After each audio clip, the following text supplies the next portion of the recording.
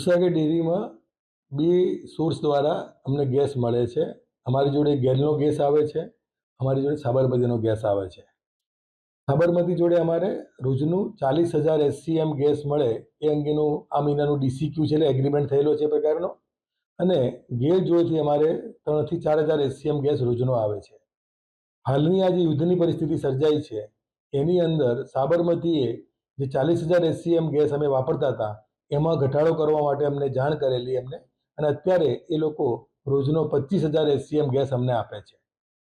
જેના કારણે જે અમારા સ્ટીમ ઉત્પાદન કરતા બોઇલરો હતા એ બોઇલરોને અમે ફર્નેસ ઓઇલ પર કન્વર્ટ કરી દીધા છે.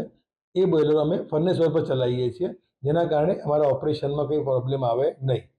આગામી પરિસ્થિતિ જો યુદ્ધ વધુ ખેંચાય છે અને હજુ પણ પુરવઠો ઘટે છે, તેવા સમયે દૂધસાગર ડેરી પ્રોડક્શન માટે કેટલી તૈયાર છે? દૂધસાગર ડેરીને પ્રોસેસિંગ કરવા માટે, પાવડર બનાવવા માટે ઇંધણની જરૂર તો પડશે જ. અત્યારે ઇંધણના 2 સોર્સ જે મેં આપને કીધું કે ગેલનો સોર્સ છે, સાબરમતીનો સોર્સ છે અને એફઓનો સોર્સ છે.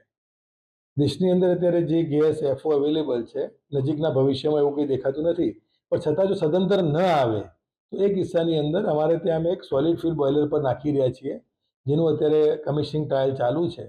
અમારો પૂરો પ્રયત્ન છે કે આવતા 10 દિવસની અંદર સોલિડ ફ્યુલ બોઇલર પર ચાલુ કરી દઈએ, જેની અંદર હસ્કને વપરાતું હોવાથી ઓઇલ ના હોય અને ગેસ ના હોય એવા સંજોગોમાં પણ અમે અમારો પ્લાન્ટ સ્મૂથ ચલાવી શકીએ એવો અમારો પ્રયત્ન ચાલુ છે. આ બધા વચ્ચે પ્રોડક્શન કોસ્ટમાં કોઈ ફરક પડવાનો છે?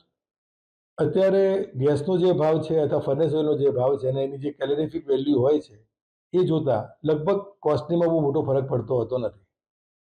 સોલિડ ફ્યુલ બોઇલરમાં કોસ્ટ અમારી ઘટશે, એ માટે અમે નવું પ્લાન્ટ છે એનો પ્રયત્ન ચાલુ છે.